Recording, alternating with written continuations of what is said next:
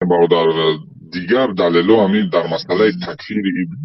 مسئله تکفیر ابن باز و سیمین همه برادر که مثلا اشکار اینا هم را میدونه شما را والله ها نمیدونه دیگه همینجا برادر هستن 70% میدونه که مثلا جماعت دولارم چی اشکار رسمی چیکار کرده تکفیر کرده ابن باز و سیمین آیا اونو نمیفهمیدن مقصد یعنی که علم نداشتن یا که اونها بیسواد بودن یا چی نه صبر بکن من او از جماعت دولت هستم که من به سوال میکنم رو از خودشون پرس من تقلید نمیکنم که من مقلد نیستم نه سوال بکن نه صبر بیکن صبر بکنم میفهمی برادر او دو بیاد بگیر من او یگون مرتبه گفتم که من مقلد فلان جماعت هستم همین جماعت لو بکره کنن میکنم من این کاری کردگوش نه قبول ندارم همین کاری کردگوش نه من دوست دیگر چیزا رو میدونم حاضر گویم با فتنه میکنیتون بو مثلا بعضی علماشون بر اومدن ابو حامد الغزالی رحمه الله امام سیوطی رحمه الله میگه من قبول ندارم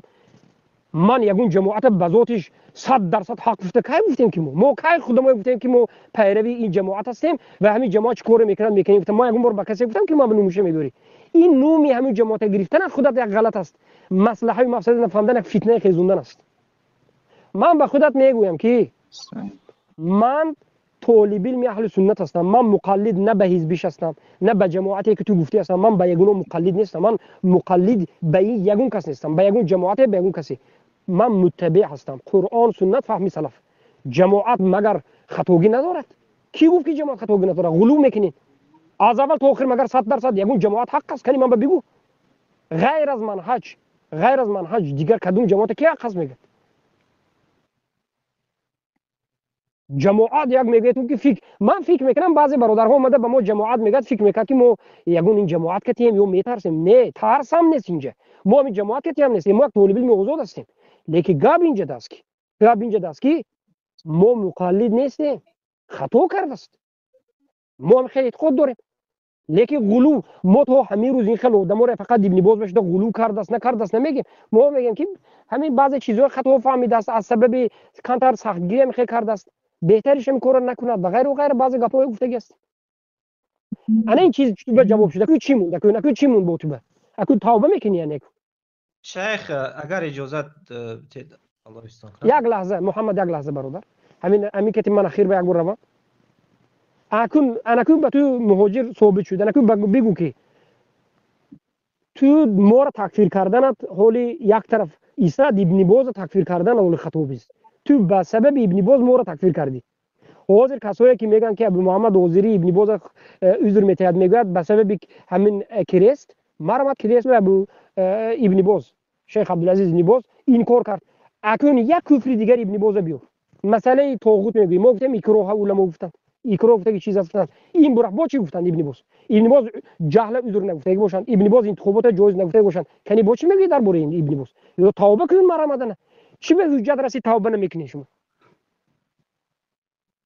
که برادر شیخ ابو محمد مدنی نگاه کنن ما برای فتنه کردن الله شده سوال نکردیم به شما چون که با ما مقصد چیز برادرای دست گفتن که چی نام جماعت گرفتن فتنه گفتم صبر بکن ای موجیر گپ چید نکش این خیلی دونوگی طرف دیگر جواب میکنی فهمیدی من به تو گفتم که نام همین جماعت گرفتن دک فتنه است گفتم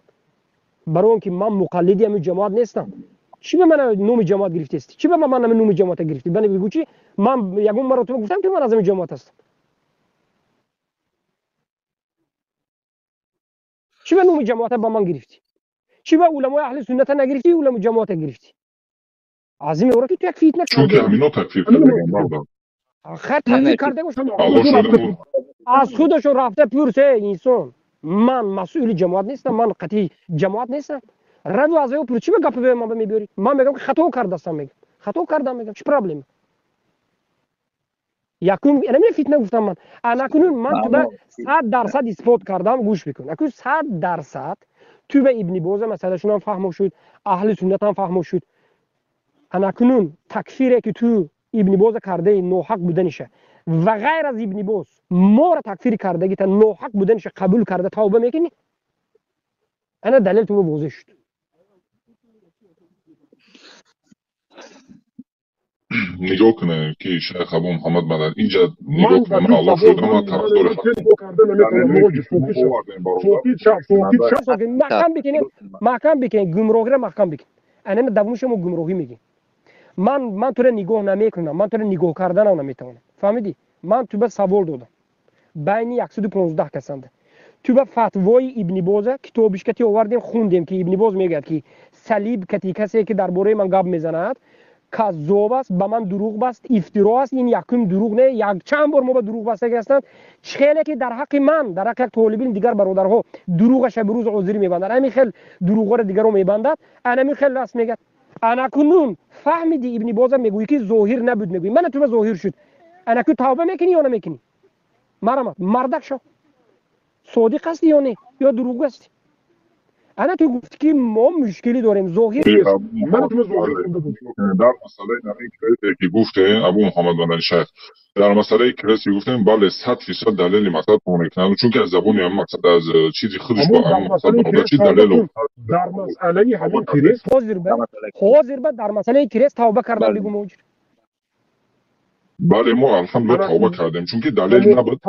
بعدی دستان توبه میکنیم. قندت از زن مردک نمیخیمش. آدم وقتی که خطا کنه توبه کردن گفتن پس رفتن نه، قسم به الله این از یک فتنه بزرگ، از یک سنجش بزرگی الله گذاشتن به طرف خیر است.